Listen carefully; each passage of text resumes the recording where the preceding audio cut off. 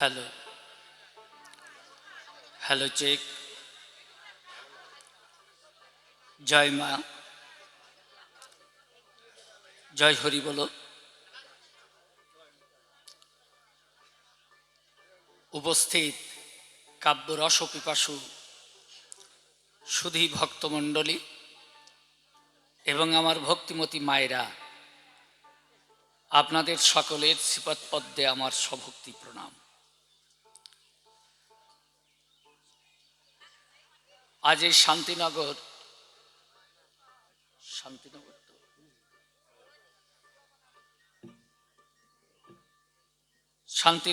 এটা কি সার্বজনীন অনুষ্ঠান? কি যেন বলতে শুনলাম, গ্রামীণ যুব সংঘ নাকি?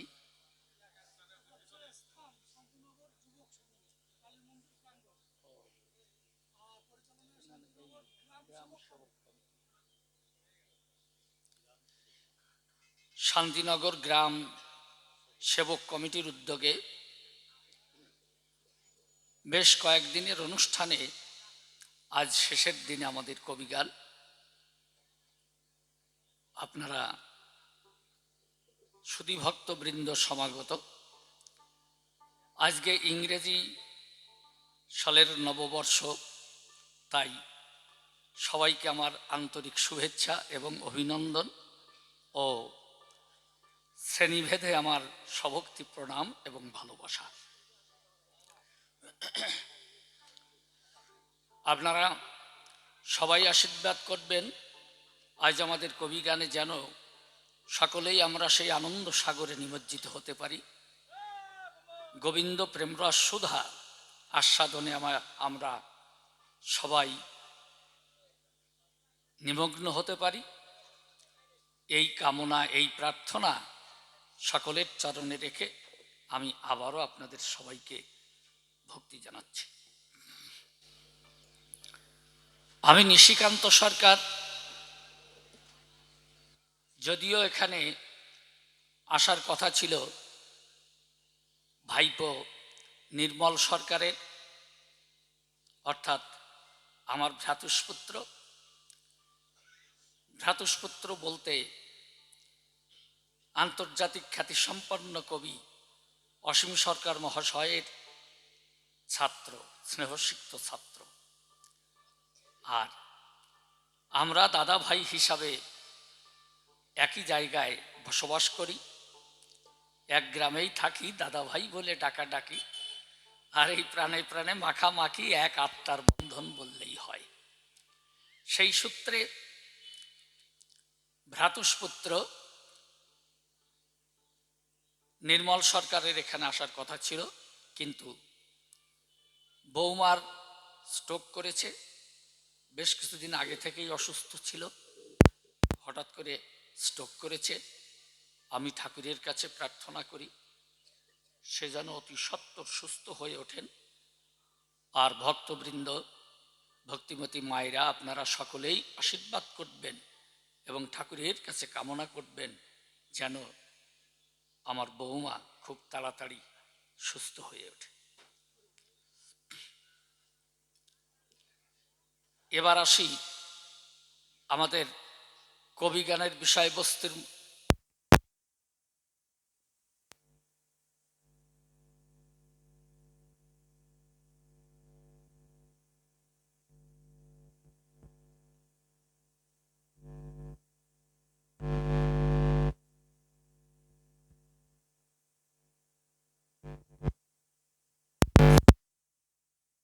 আর অন্যদিকে শ্রীমান মহাপ্রভু তিনি জবাব দিয়ে সকলের মনোরঞ্জন করবেন এবং সেই প্রেম সুধা রস বর্ষণ করবেন। তাই আমি আবারও সকলের মঙ্গল, সুস্বাস্থ্য, সার্বিক কল্যাণ কামনা করে এবার আমরা ঠাকুরের নামে একটা ধ্বনি দিয়ে আলোচনার ভিতরে যাব।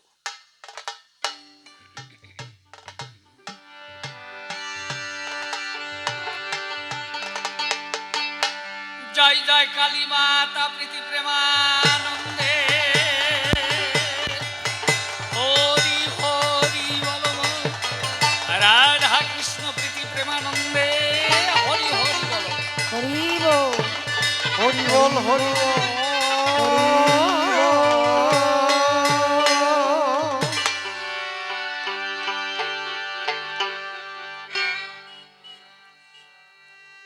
ধ্যান দিয়ে যার নাগাল না পাই, গান দিয়ে তার চরণ ছুঁয়ে যায়।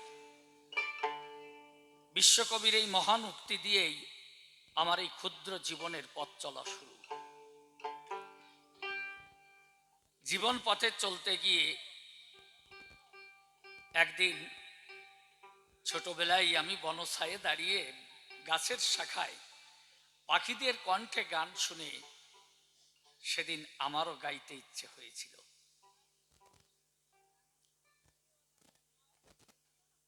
বিশ্বনন্দিত বরেণ্য শিল্পী, যদিও তিনি আজ আমাদের মধ্যে নাই, সকলের প্রিয় মান্নাদের কণ্ঠে একখানি গান শুনেছিলাম। সেদিন পাখিকে গাইতে দেখে আমারও গাইতে ইচ্ছে হলো। তাই সেদিন গাছের শাখায় পাখির কণ্ঠে গান শুনে এই গানকে জীবনে ভালোবেসেছিলাম। যদিও আমি তেমন ভালো গাইতে পারি না, তবু আমার মনে হয় এই গানের মধ্য দিয়েই আমার মনের মানুষকে, আমার সে ধ্যানের ছবি প্রাণের ঠাকুরকে আমি কাছে খুঁজে পাই। তাই আমার প্রথম নিবেদন।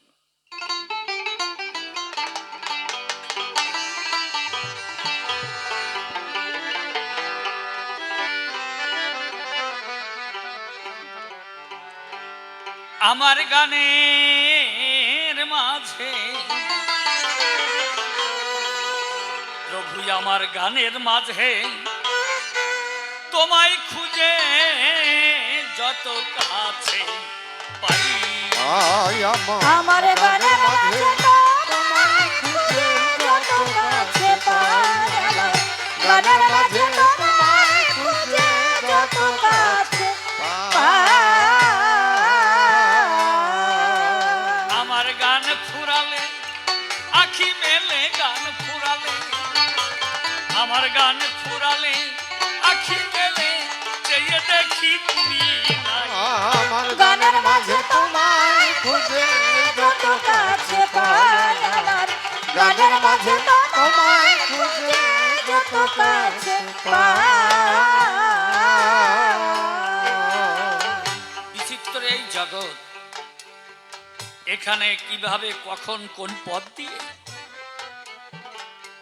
সেই ঈশ্বরের লীলা নেমে আসে, এই মরজগতের সাধারণ দেহধারী মানুষ তা বুঝতে পারে না। তাই তো আমরা যা ভাবি, আমাদের সকল ভাবনা আর আমরা যা করি, আমাদের সকল কর্ম প্রেরণার ঊর্ধ্বে যিনি এই বিশ্ব জগতের প্রতিপালক বা পরিচালক, একমাত্র তারই অলক্ষ্য ইঙ্গিত বিরাজ করে।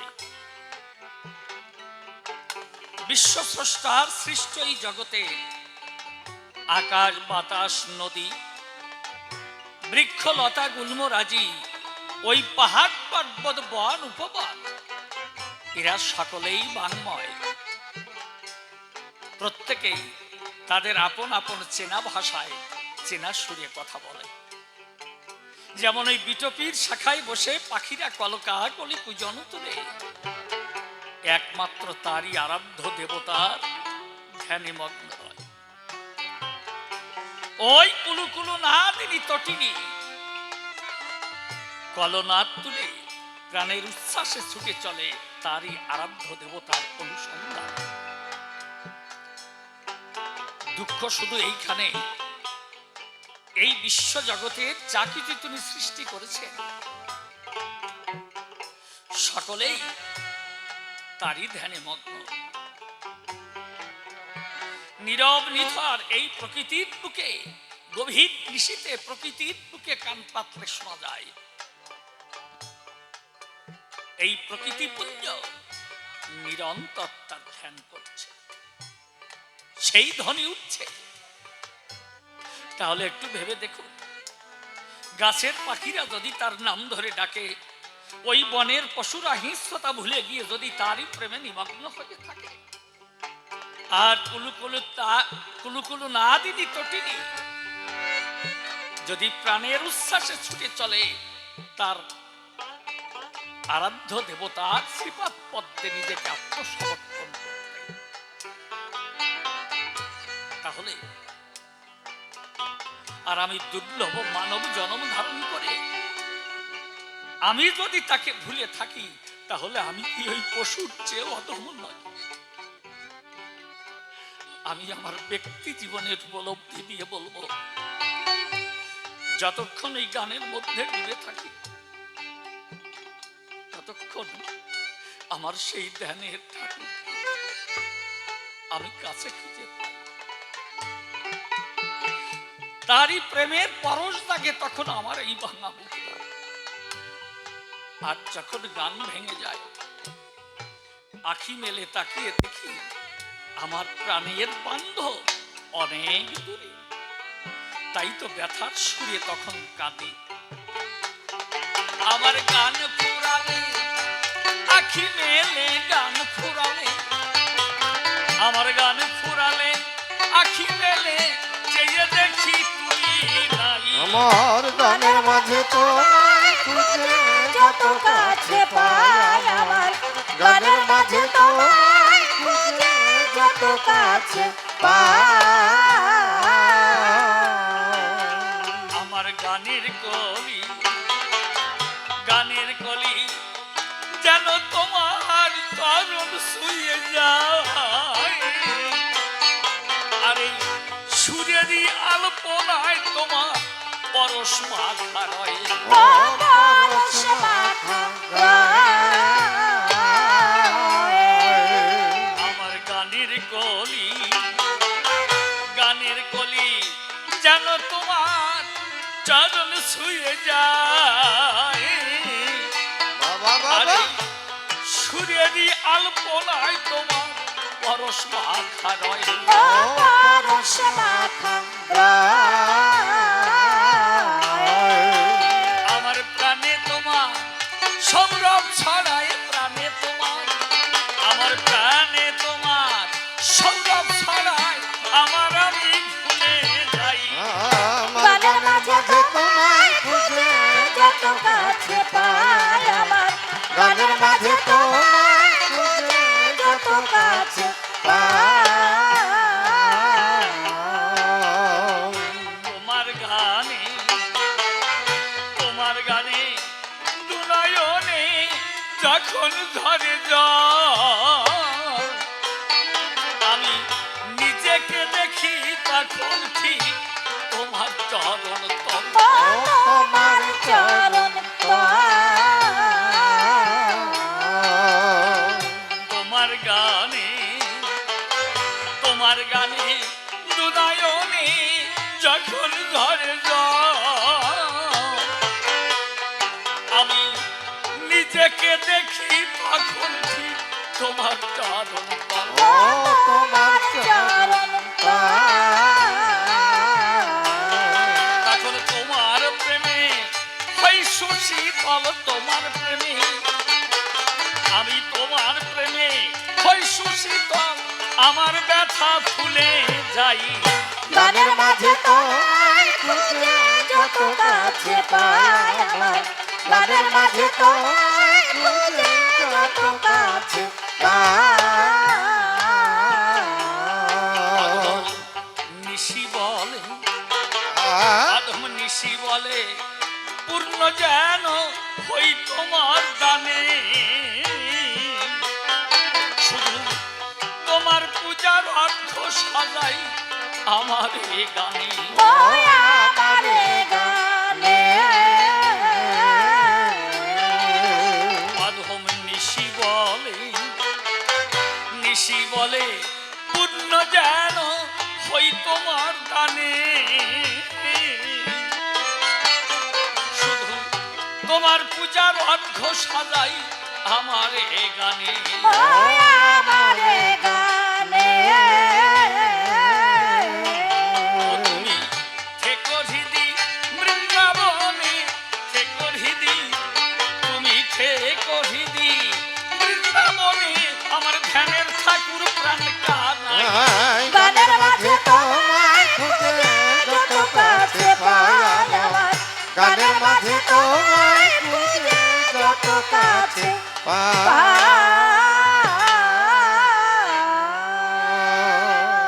শ্রী গোবিন্দের রাতুল চরণ স্বভক্তিতে করি স্মরণ। ভবসিন্ধু তারণ কারণ পতিত পাবন হরি, তোমারই করুণা বলে শিলাভাসে সাগর জলে, পঙ্গু জনে অবহেলে লঙ্ঘিতে পাই গিরি। তোমারই করুণা লোভী মুখ হতে পারে কবি, অসম্ভব সম্ভব সবই তোমার করুণায়। তাই নিচ গুণে কৃপা করি, দিও মরে চরণ তরি, আজ কাব্য সাগর দিতে পারি, তুমি দানীয় অভয়। যাক, বন্দনার ভাব করি ক্ষান্ত, আলোচনার যে বৃত্তান্ত, আদ্য পান্ত চূড়ান্ত সিদ্ধান্ত শুনতে আমার একান্ত মনেরই কামনা। আছেন যত মহৎ ব্যক্তি, আমার তো নাই বক্তৃতার শক্তি, হয়তো এই অধমের উক্তি আপনাদিগের হৃদয়ঙ্গম যুক্তি কবু হবে না। তাই দাঁড়িয়ে প্রথমবারে আমি প্রণাম করি আপনাদিগের পদনখরে। আছেন যত নারী নরে, আমার শিরে শুভাশিস করবেন বর্ষণ। আমি আপনাদিগের শুভাশিস নিয়ে মাথে চলবো কবি কাব্য পথে। আপনাদিগের কৃপাতে আজ হতে পারে এই কবি গানের আয়োজন। আমি নিশিকান্ত সরকার মানবিক পরিচয় জানাই আপনাদিগের ধার। একর সে নাম করে পরিহার পরিহার, আমি বলভদ্র ভট্টাচার্য নাম করব ধারণ। তাহলে সকলেই এবার করবেন ধার্য, ভূমিকায় আমি বলভদ্র ভট্টাচার্য। আর প্রতিপক্ষ কবি যে জন, সেই আন্তর্জাতিক খ্যাতি সম্পন্ন কবি, সকলেরই ধ্যানের ছবি, সেই যে আনন্দের ধন। এইবার অসীম বাবুকে এই মহাপ্রভুর ভূমিকায় দিয়ে আমি বলভদ্র ভট্টাচার্য হইয়ে আগে তার চরণে প্রণমিয়ে আমি কয়েকখানা প্রশ্ন করতে চাই। অর্পণ। মহাপ্রভু বৃন্দাবনে যাবে, ভক্তগণ দেখলো ভেবে, মহাপ্রভু যেভাবে করে নাম সংকীর্তন, দুনয়নে বহে ধারা, এইভাবে নামে হইয়ে মাতোয়ারা, যদি মূর্ছাগত হন কখন। সবাই চিন্তা করে হিয়ায় মহাপ্রভু যদি মূর্ছা যায়, ওই গোভাগাড়ে কিংবা যদি নদীতে হয় পতন, মনে করলো বিবেচনা, কেউ তো ঠেকাতে পারবে না, এই জন্য তাকে করতে হবে রক্ষণ। সবাই মনে মনে ভাবে তাহলে মহাপ্রভুকে রক্ষা করতে হবে, এর জন্য লোক প্রয়োজন একজন। মহাপ্রভু হরিনাম করলে পরে খুলে বলি আপনাদিগের ধারে, তাই তার সেই মধুর সুরে শুনে তার মুখে নাম কীর্তন, সকলের হৃদয় বিগলিত হয়। কি দেব পরিচয়, তার স্বাভাবিকতা থাকে না কখন। খুলে বলি সবাস্থান, সেও হয়ে যায় একেবারে মধ্যমান, থাকে না তার বাহ্য জ্ঞান। তাই ভক্তগণে করিয়া চিন্তন, মনে মনে ভাবে এইরকম কঠিন মানুষ কোথায় পাবে, যাকে মহাপ্রভুর সঙ্গে দেবে, এইভাবে সে মহাপ্রভুকে করতে পারবে রক্ষণ। সবাই চিন্তা করে করে তখন খুঁজে পেল আমারে। মানে পৃথিবীর পরে আমার মতো কঠিন মানুষ আর নাই কোনো জন।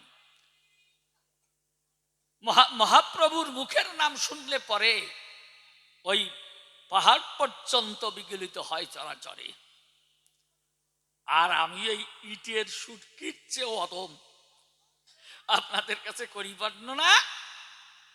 এহনো মধুর নাম কীর্তন শুনিয়ে খুলে বলি আপনাদিগের সদনে কোনো ভক্তি নির্বহে না আমার নয়নে, অর্থাৎ আমার এই অন্তর কখনো গলে না।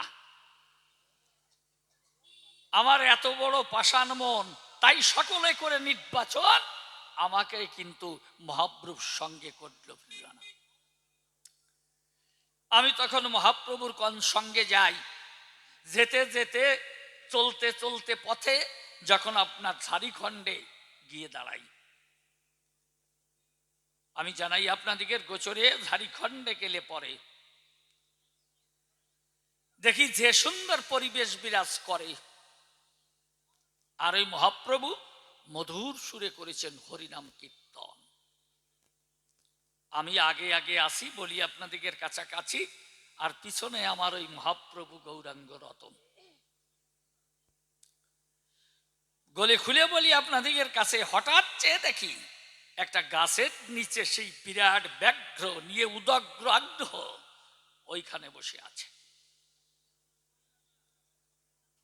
আমি ভীত সন্ত্রস্ত হলো তখন আমার মন। তাই তো আমি এইভাবে ওই বাঘ দেখে ভয় পেয়ে ভাবলাম আমাকে তো ফেলবে খেয়ে, তাড়াতাড়ি দৌড়ে গিয়ে এক বৃক্ষে করলাম আরোহণ।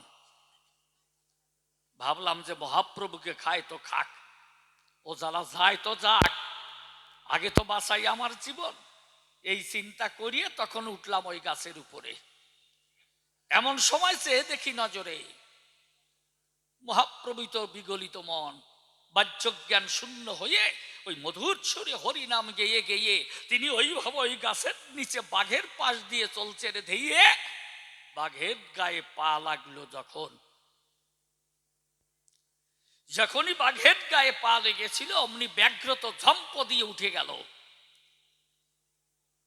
মহাপ্রভু দুই স্কন্ধে দুই পা তুলে দিল। তখন কি দেব পরিচয় জানি না, কিসে যেন কি হয়। ওই ব্যাঘ্রের অবস্থা হয়ে গেল কেমন, মহাপ্রভুর দিকে চেয়ে থেকে টপ টপ করে জল ধরেছে বাঘের চোখে। অমনি নিচে নেমে গিয়ে মহাপ্রভুর শ্রীপাদ পদ্মে প্রণাম করল। খুলে বলি আপনাদের কাছে, ওই বনের বাঘও তখন মহাপ্রভুর মুখের হরিনাম শুনে খুলে বলি আপনাদের সন্নিধানে প্রেমানন্দে তখন দুই বাহু তুলে নাচে। হরি বলো, হরি বলো, হরি।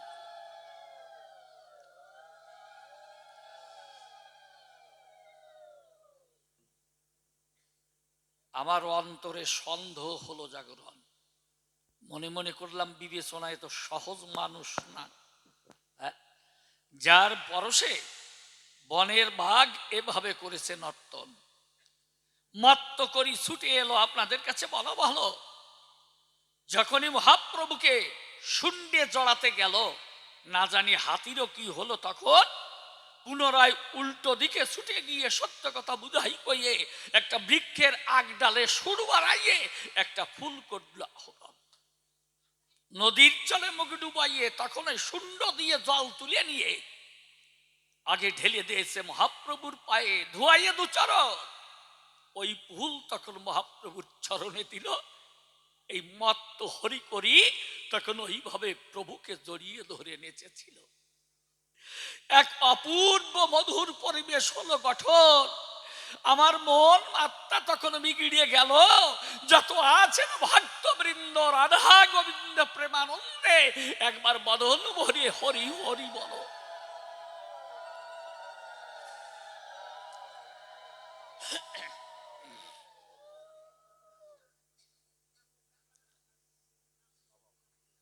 এই জন্য আমার মনে আছে, ভাবো এইবার মহাপ্রভুর চরণে কয়েকখানা প্রশ্ন নিবেদন করে যাব। হে প্রভু, তোমার সঙ্গে যখন এই ঝাড়িখণ্ডে এসে দিলাম দর্শন, বাঘ দেখে পেয়ে ভয়, আমি কি বলবো তোমায়, তোমাকে সামনে দিয়ে তোমায় আমি পিছনে গিয়ে গাছের ডালে করলাম আরোহণ। আর সেই বাঘ কাছে এসে খুলে বলি তোমার পাশে, তোমাকে ভালোবেসে চোখের জলে ভেসে ভেসে তোমারই পাদ পদ্মে করেছে অর্পণ। মত্ত করি ছুটে এলো এই হরি করি তখন একসঙ্গে নেচেছিল। বনের যারা যারা এলো সকলেই কিন্তু প্রেমানন্দে বাহু তুলে হরি বল, হরি বল, হরি বল। ভেসে নয়ন জলে হরি হরি হরি বলে এইভাবে তারা নেচেছিল। ঠাকুর বলো দেখি আমার কাছে, এই যে বনের বাঘ, হাতি, হরিণ, সিংহ সকলেই তোমার মুখের নাম শুনিয়ে নাচে না কিসে নাচে? তোমার সঙ্গে নাচে সর্বজন। তাহলে এরা যে তোমার সঙ্গে প্রেমানন্দে নেচেছিল, তুমি আমার কাছে খুলিয়ে বলো নাচে কি কারণ? হরিনাম তো সব জায়গায় হয়, এখানেও হরিনাম হয়। এই যে আসবার পথে দেখলাম নাম যজ্ঞের হয়েছে আয়োজন, হরিনাম কীর্তন হচ্ছে। খুলে বলি আপনাদের কাছে, তাহলে কত জায়গা তো এভাবে হয়েছে নাম যজ্ঞের আয়োজন। কিন্তু তোমার কাছে করি বর্ণনা, আর কোথাও তো এইরকম হরি করি কেন, একটা বিড়াল পর্যন্ত নাচে না। দেখেছেন? তা আজ তোমার মুখের নাম শুনি আমি নিবেদন করি তোমার চরণে, এই বনের হরি করি সকলে নাচে কি কারণ? কিসের গুণে নাচে? ওই ধামের গুণে নাচে, না তোমার নামের গুণে নাচে, নাকি তোমার পরশের গুণে নাচে? আমি প্রথমবারে তোমার কাছে আমি করলাম নিবেদন। এই আমার প্রথম প্রশ্ন কানি, সবার সমক্ষে ধরলাম টানি। হে গৌর গুণমণি, তুমি ভালোভাবে জবাব করিও অর্পণ। কেননা আজকাল কিন্তু দেখেন একটা চলছে নামের প্লাবন। সব জায়গায় পথে ঘাটে, নগরে শহরে বন্দরে সব জায়গায় কিন্তু হচ্ছে এই মহানাম সংকীর্তন। কিন্তু আপনারা করে দেখুন বিবেচনা, কই কারো মুখের নাম শুনে তো এইভাবে এই বনের বাঘ, সিংহ, হাতি এরা নাচে না। যে কোনো পশু নাচে না কখন, আর মানুষ তো নাচেই না। নাচে খুলে বলে আপনাদিকের কাছে দেখেন না, ওইদিকে নামযজ্ঞ যা হবার হয় কি দেবো পরিচয়, আর ওদিকে বাইরে দিয়ে খেমটি নাচন নাচে। কেউ ভুল বুঝবেন না আমায়, মানে বর্তমান যে অবস্থা, নামের প্রতি কারণেই আস্থা। এই জন্যে আমি তোমার কাছে করি জিজ্ঞাসন, তাহলে অন্য কারো মুখে নাম শুনলে পরে এইভাবে বনের পশুরা নাচে না কোনো প্রকারে। তাই প্রশ্ন করলাম তোমার ধারে, যে বনের পশু নাচে কি কারণ? হরি করি কি জন্য নেচেছিল আমার কাছে খুলে বলো।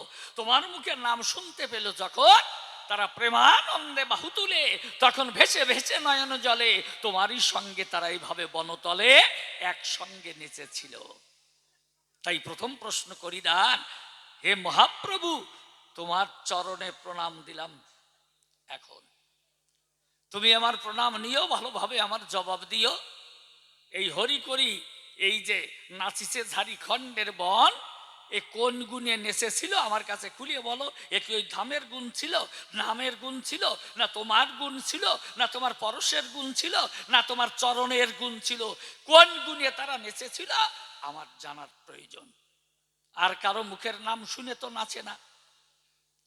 তাই করে দেখো বিবেচনা, ওই বনের পশু পাখি সর্বজনা তারা শুনে তোমার মুখে হরিনাম কীর্তন কেন এইভাবে নেচেছিল আমার কাছে খুলিয়ে বলো। এই প্রথম প্রশ্নই পুনরায় করলাম উত্থাপন।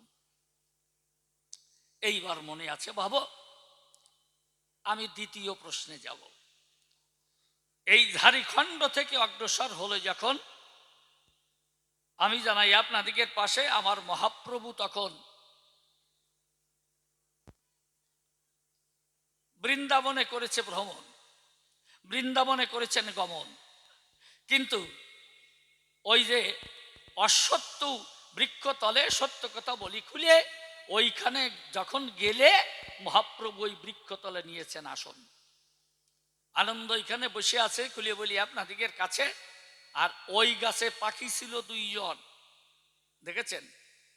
সত্য কথা প্রকাশ করি, ওদের নাম হলো সুখসারী। এই সুখসারী মহাপ্রভুর 2 স্কন্ধে পড়েছে তখন। ওই 2টি পাখি তখন উড়ে এলো, এসে তখন মহাপ্রভুর 2 কাঁধে বসেছিল। মনে হয় তারা যেন এই মুখ নাড়িয়ে নাড়িয়ে, ঠোঁট নাড়িয়ে নাড়িয়ে কি বলছিল। সুখ যখন কথা কয়, জানাই আপনাদিগের বাকে মহাপ্রভু নীরব থাকে। আর ওই সারি যখন কথা কয়, মহাপ্রভু আনন্দে তখন গড়ি দেয়। নয়নে বহে বাড়ি, আর এই ধুলার মধ্যে দিচ্ছেন গড়ি। যখন কথা বলে ওই সারি, মহাপ্রভুর অবস্থা হয় এমন। তাহলে ওই সুখ পাখি কথা বললে পরে মহাপ্রভু নাহি নড়ে চড়ে, আর সারি কথা বললে পরে ভেসে ভেসে নয়ন নিরে ওই ধুলার মধ্যে গড়ি দেয় তখন। তাই তো সন্দেহ জেগেছে আমার মনে। আমি দ্বিতীয় প্রশ্ন করি তোমার চরণে, বলো এই পাখি 2 জন কি কথা করেছিল বর্ণন। আগে একজন কথা কয়, মহাপ্রভু চুপ করে রয়। তুমি চুপ থেকে সে সময় আর একজনের কথায় তুমি এই সায় দিলে কি কারণ? আর এইভাবে গড়ি দিয়ে তুমি আমাকে বুঝাও কইয়ে এ দুই চোখে বাড়ি ঝরে কি কারণ? এরা কি বলেছিল শোনো, ওরা যে ভাষায় বলুক, কেননা আমি তো আর বৈদিক ভাষা জানি না, তোমার কাছে করি মান্য না। ওই পাখিরা কি ভাষায় করলে উচ্চারণ, ওদি আমার কার্য নাই, আমি তবু তোমার কাছে শুনতে চাই। আমি তো জাতিতে ব্রাহ্মণ, আমিও ব্রাহ্মণের ছেলে, তুমিও ব্রাহ্মণের ছেলে, যদিও সব ফেলে তুমি এবার যেতে চাও বৃন্দাবন। তো এই পাখিরা যে কথা বলেছিল সংস্কৃতে তার ব্যবস্থা করিয়ে আজ তুমি শোনাবে আমারে, আবার তার বঙ্গানুবাদ করিয়ে আজ এই বাংলার পরে আজ দাঁড়িয়ে এই আসরে সেই জবাব করিবে অর্পণ।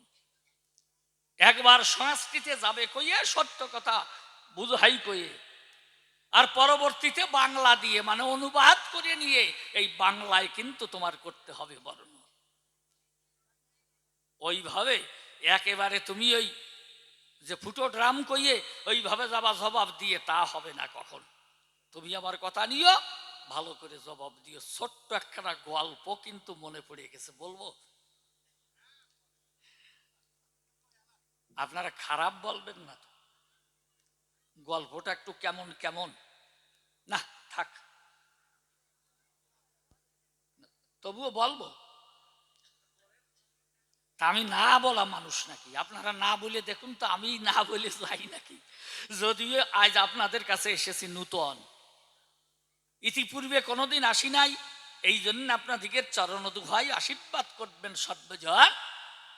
তাহলে গল্প গেছে যখন মনে পড়িয়ে দাঁড়িয়ে আপনাদিকে ধারে, তারা না বলে যায় কি কারণ? একজন সরল সাধারণ মানুষ মানে বাস করে পল্লী এলাকায়, এই ডাক্তার দেখাতে কলকাতায় করবে গমন। কলকাতায় যাবে এইটা ভেবে ভোর রাত্রি গিয়ে কিন্তু রেল স্টেশনে নিয়েছে আসন, স্টেশনে গিয়ে বসে আছে।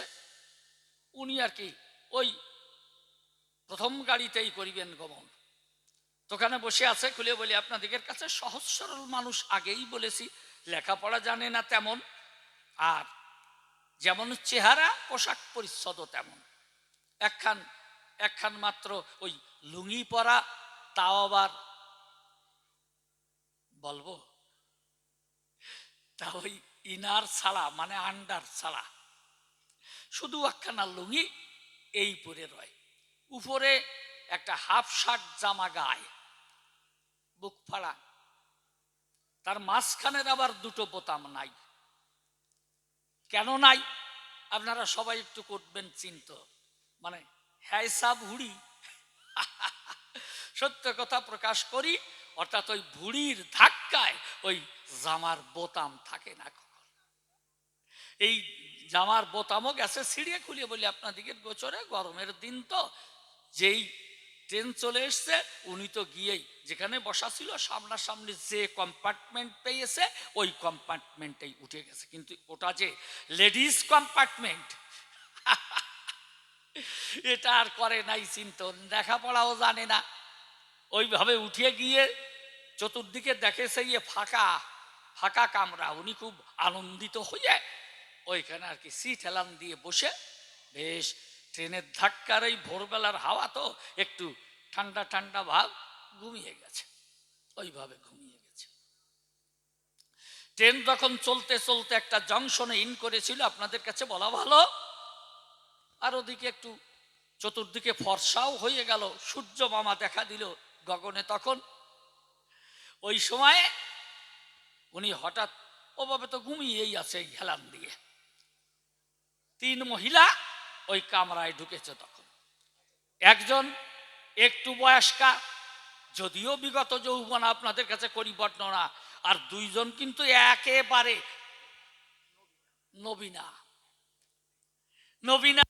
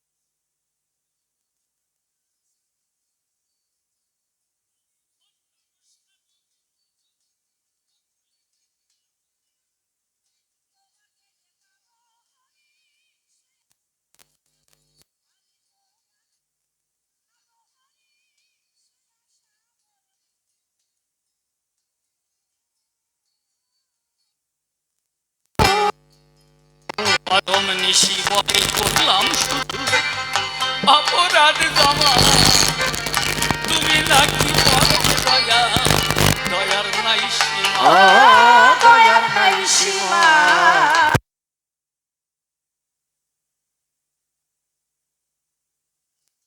আমায় করলে করতে পারো, আমায় করলে করতে পারো ক্ষমা, করলে করতে পারো ক্ষমা, সেই ভরসায় রই দেখো।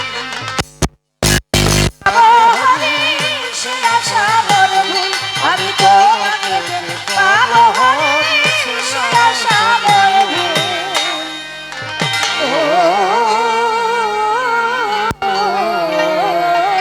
প্রথমবারে আর তাহারে বলবো না বলবো না, এইভাবে ছেড়ে দিব কাব্য আলোচনা। সভাতে আছেন যত সভাসদ জন, প্রার্থনা করি আমি সকলার চরণ, সকলে এই আশীর্বাদ করি চিরদিন যেন ভাসতে পারি কবির সাগরে। সভাতে আছেন যত মাতৃ জাতি, আপনাদিকে চরণেতে হই যে প্রণতি। মায়েদের কাছে কিন্তু দুটি গুণ আছে, বিড়ালির কাছে তাহার প্রমাণ পাওয়া গেছে। বিড়াল যদি বাচ্চাটিকে মুখের ভিতর করে, দন্তের আঘাত কিন্তু লাগে না শরীরে, সেরে কাম ভাব নিয়ে যখন নারীর কাছে যায়, এমনি ভাবে ঘাড় ভাঙিয়ে রক্ত চুষে খায়। সন্তান রূপে যখন মায়ের কাছে গেল, বাৎসল্য প্রেমের সেজন প্রেমের তুলা খেলো। আমিও কিন্তু মাগো আপনাদেরই ছেলে, আপনার সন্তান মনে করে নিবেন কোলে তুলে। তবে আর বেশি বলে দরকার নাই, তবে প্রথমবারে আমার মতো ছেড়ে দিয়ে কথা কয় এবার পরে পরে আমিও আসবো সবাই প্রেমানন্দে ভক্ত বৃন্দে হরি হরি বল।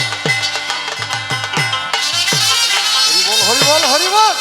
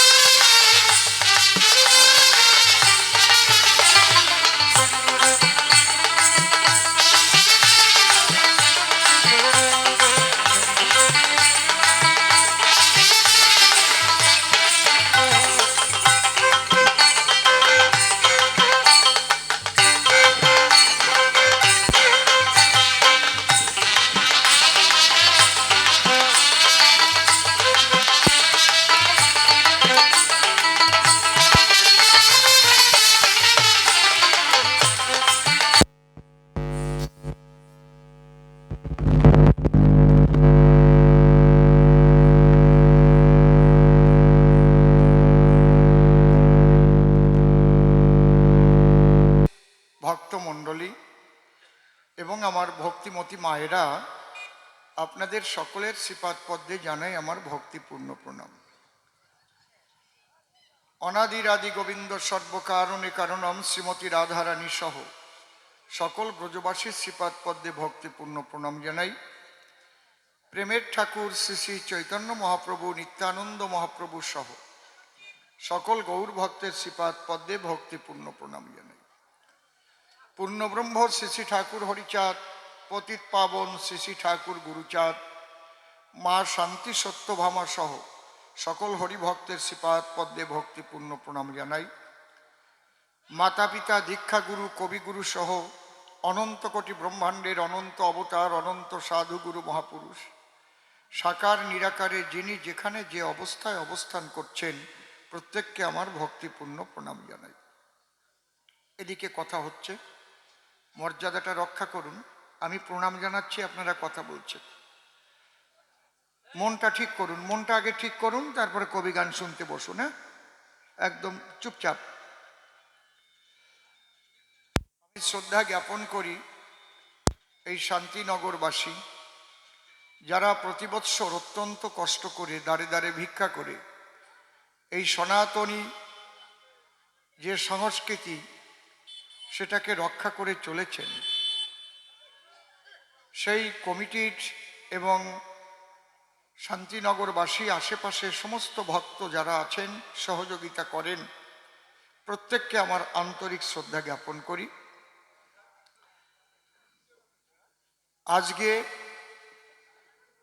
2024 সালের 1 জানুয়ারি, যেটাকে ইংরেজি নববর্ষ বলে। ইংরেজি নূতন বৎসর আরম্ভ হলো। তাই সবাই সবাইকে শুভেচ্ছা জানায়, শ্রদ্ধা জানায়। আমি এখনো কাউকে শুভেচ্ছাও জানাই নেই, শ্রদ্ধা জানাই নেই নববর্ষ বলে। কারণ আমি একটা জায়গায় এখনো স্থির আছি, সেটা হচ্ছে আমি সেদিনই আনন্দ করব, আমি সেদিনই শুভেচ্ছা জানাবো, সেদিন আমার শুভ দিন হবে, শুভ বর্ষ হবে, যেদিন ওপার বাংলা থেকে আসা, ফেলে আসা মানুষগুলোকে আর কেউ উদ্বাস্তু বলবে না। এই উদ্বাস্তু তকমাটা যেদিন এদের ঘাট থেকে নেমে যাবে, যেদিন আমরা পরিপূর্ণভাবে বলতে পারবো আমরা ভারতবাসী, আমরা উদ্বাস্তু নই।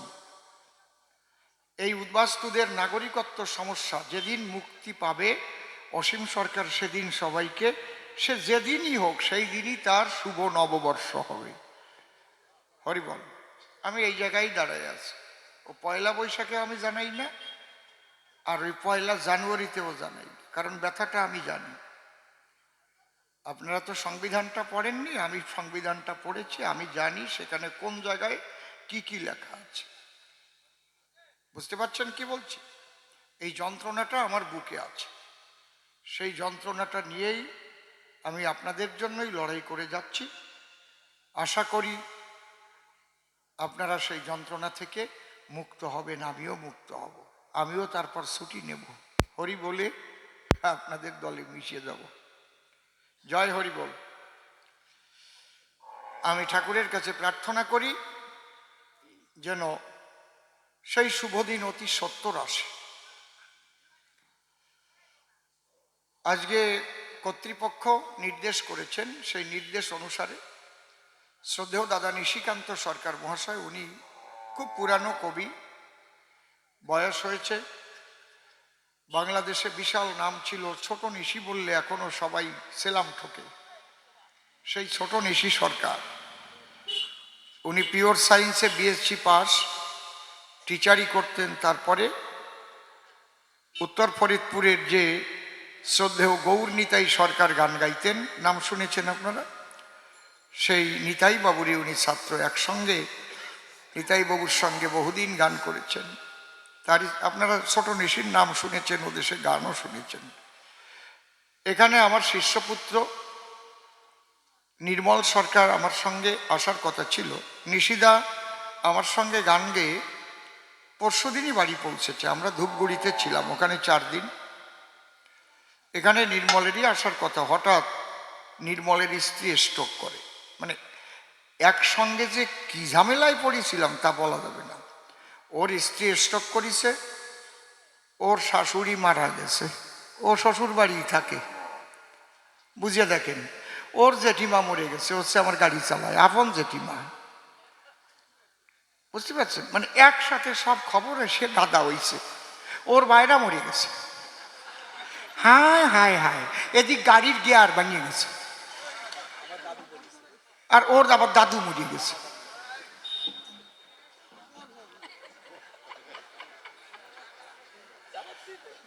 ওরে আর নিতে পারি নাই। তারপরে ওই যে আর এক নাতি, ওরে করেছিলাম সাথী, গোপাল। ওরে ফোন করলাম, গোপাল আমার তো পোড়া কপাল, তাড়াতাড়ি আয় দাদু। কয় আসতেছি। ও জাতি পারে নাই, ও জাতি পারে নাই, ওর জায়গায় আর একজনকে নিছি। সে যে কিভাবে গাড়ি চালাইয়ে ধূপগুড়ি গেছি, ওই ভাঙা গিয়ার নিয়ে 30, 40, 50 আস্তে আস্তে। ড্রাইভার তো পাকা, বুঝতে পারছেন না। ধীরে ধীরে পৌঁছে গান সেরে 5 জনরে তো ট্রেনে পাঠাই দিলাম, যা গড়তি গড়তি আমরা যাই, তোরা আগে ট্রেনে পৌঁছে নি। এদিক নির্মলের স্ত্রীর ওই অবস্থা। তা আপনাদের কাছে আমার একটাই প্রার্থনা, নির্মল খুব ভেঙে পড়েছে, আপনারা সবাই মিলে একটু ঠাকুরের কাছে প্রার্থনা করবেন ওর স্ত্রীর যেন শরীরটা সুস্থ হয়ে যায়, তাহলেও সুস্থভাবে কবি গানটা গাইতে পারবে, কৃষ্ণ কথা হরি কথা বলতে পারবে। সারা রাত ওকে নিয়ে বসেই থাকতে হচ্ছে, ঘুমাতে পারছে না। এই পরিস্থিতিতে আমিও সাধুগুরু বৈষ্ণব যারা আছেন, আমার রাধা গোবিন্দ সাক্ষাৎ ঠাকুর, ডাক্তারের মাধ্যমেই তো ভালো হয়, তুমিই তো ডাক্তার, তুমিই ডাক্তার, তুমিই ওষুধপত্র, তুমিই সব, যে ওষুধ দিলে ভালো হয় ডাক্তার যেন সেই ওষুধই দেয়, সাধুগুরু বৈষ্ণবের কৃপায় যেন অতি সত্বর সুস্থ হয়ে যায়। আপনারা সেই প্রার্থনাটা করবেন। আজকে বলভদ্র এবং শ্রীমান মহাপ্রভুর সঙ্গে আলোচনা আরম্ভ হয়েছে, খুব ভালো আলোচনা। প্রশ্ন শুনে বুঝতে পারছেন যে প্রশ্নগুলো খুব ডিপ প্রশ্ন, যে এই হরিনাম তো সব জায়গায় হয়, কিন্তু আমি যে তোমার সঙ্গে এলাম ঝাড়িখণ্ডের বনালয়, যেটা বর্তমান ঝাড়খণ্ড বলে, ঝাড়িখণ্ড, আমি দেখলাম বাঘ, যে মানুষ দেখলে ছুটে আসে খাবার জন্য, তার গায়ে তুমি পা দিলে আর বাঘ দুই পা তুলে তোমার সঙ্গে হেলে দুলে ভেসে চোখের জলে প্রেমানন্দে যেন হরি বলে নাচছে।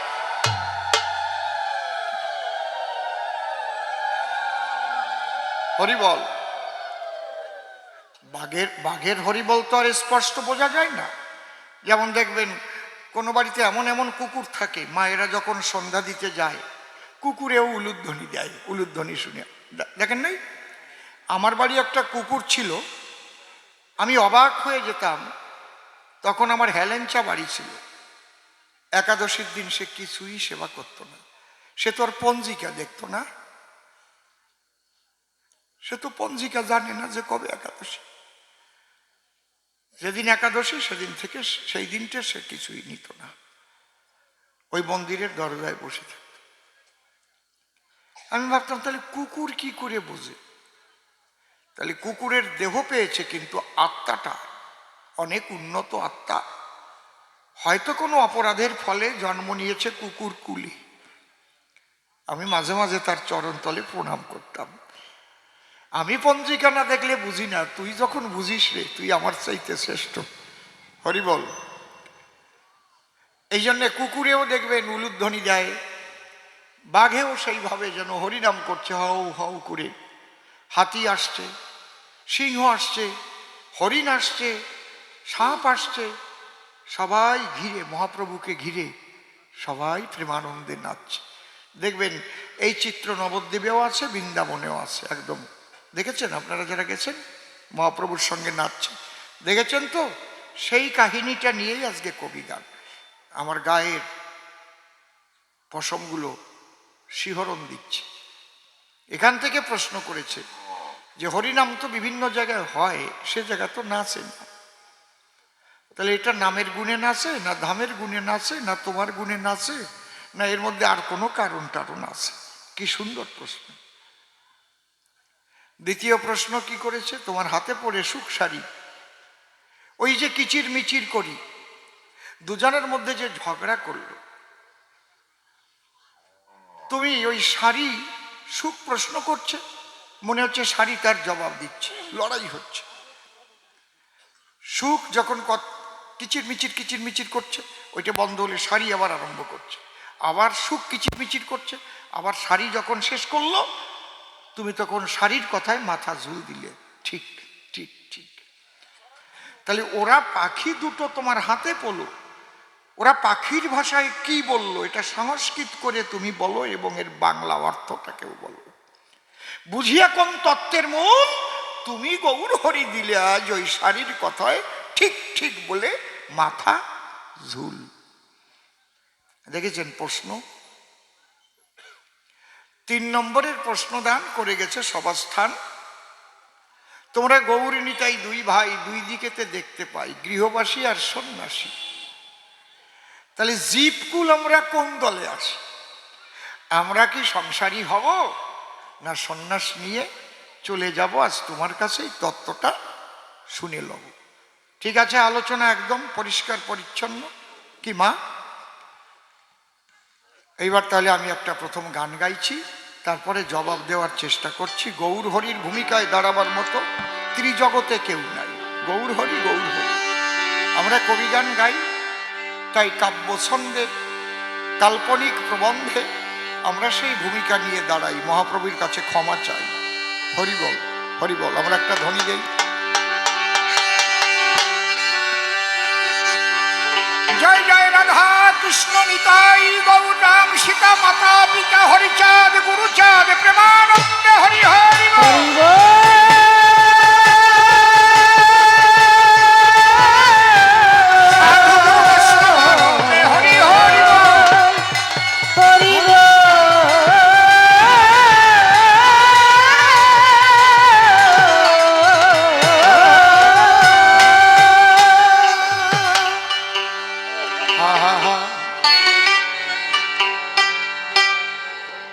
দয়াল তোমার কাছে যখন থাকি, আমার হৃদয়ে ভরে তোমায় ডাকি, ভরে তখন কত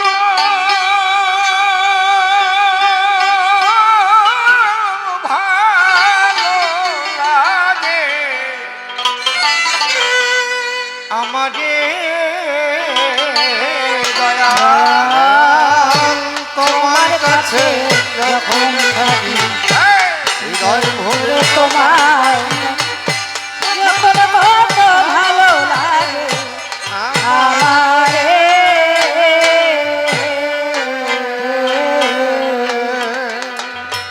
তোমার সুন্দর ভুবন দর্শন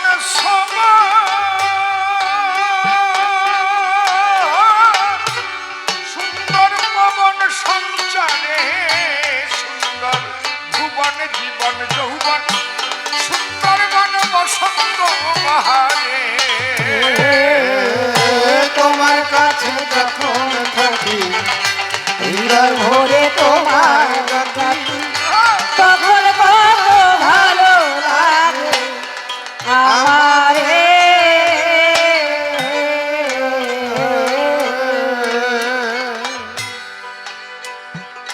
এই গানটি লিখেছেন